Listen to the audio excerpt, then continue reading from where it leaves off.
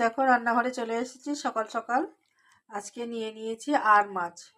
অনেক দিনেরই ভাবছিলাম আর মাছ নেব। তা আমি বাজারে আর মাছ পেয়েছিলাম, কিন্তু এই নিয়ে এসেছি। দেখো আর মাছটা কেমন, খুবই ভালো মাছটা, খেতেও যেরকম সুস্বাদু ভালো খেতে, আর পিসগুলোও দেখো খুব সুন্দর, কাটা ছাড়া, কাটা নেই একদম, একটা করে কাটা থাকে। তা চলো আমি আজকে মাছটা নিয়ে নিয়েছি, এই ভাজতে দিয়ে দেবো। তা তোমরা আর মাছটা কে কীরকমভাবে রান্না করো কমেন্ট করবে, শেয়ার করবে, আর আমিও কীভাবে রান্না করছি তোমরাও একটু ফলো করো। দেখো তাহলে মাছগুলো আমার ভাজা হয়ে গেছে। আর তোমাদের দেখাই মাছপথে একটা, এই দেখো মাছের তেল। হ্যাঁ, না না, এটা আর মাছের তেল নয়, এটা হচ্ছে রুই মাছের তেল। দেখো তেলটা কত সুন্দর, আর আমি ভালো করে বেছে ধুয়ে নিয়েছি। আমার মেয়ে তেল খেতে খুব ভালোবাসে। যদি বলো তেল খাওয়াটা ভালো না স্বাস্থ্যের পক্ষে, কিন্তু কি করবো বলো, মাঝে মাঝে একটু তো ইচ্ছা হয়ই না। তা মাছ নিতে গিয়ে দেখলাম তেলটা খুব সুন্দর। আমি ভাই তেলটা দিয়ে দাও তো, তাই তেলটা আজকে ভেজে নেব।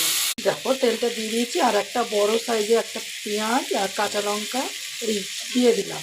তাহলে চলো তেলটা হোক, আমার চাটা খেয়ে নেওয়া যাক, নাহলে মাথাটায় ঠিক মতন কাজ হচ্ছে না। তেলটা অর্ধেক ভাজা হয়ে গেছে, এর মধ্যে আমি একটু আলু আর বেগুন দিয়ে দিলাম কুচিয়ে। ডাইরেক্ট তেলটা খেলাম না, একটু সবজি দিয়ে দিলাম, অল্প একটু লবণ দিয়ে দিলাম, একটু হলুদ দিয়ে দিলাম। আলুটা ভাজতে বসিয়ে দিয়ে কাটা রেডি করে নিই। জিরে, আদা, রসুন আর কাঁচা লঙ্কা দিয়ে একটা পেস্ট বানিয়ে নেব।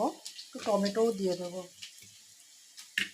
দেখো আলুগুলো ভাজা হয়ে গেছে, পেঁয়াজটা দিয়ে একটু আলু পেঁয়াজটা ভাজা হয়ে গেছে, মশলাটা দিয়ে দিলাম। দেখো এখানে নিয়ে নিয়েছি লঙ্কার গুঁড়ো, হলুদ গুঁড়ো, নুন, কাশ্মীরি লঙ্কার গুঁড়ো, এসব দিয়ে দিলাম।